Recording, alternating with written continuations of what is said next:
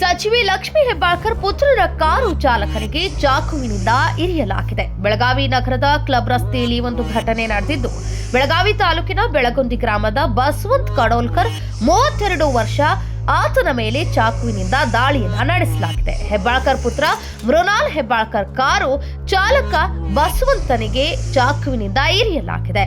Car ನಿಲ್ಲಿಸಿ ಕೆಳಗಡೆ ನಿಂತಿದ್ದವನ ಮೇಲೆ ದಾಳಿ, ಬೈಕ್ ಮೇಲೆ ಬಂದು ಇಬ್ಬರು ಕಿಡಿಗೇಡಿಗಳಿಂದ ಈ ಒಂದು ಕೃತ್ಯವನ್ನ ಎಸಗಲಾಗಿದೆ.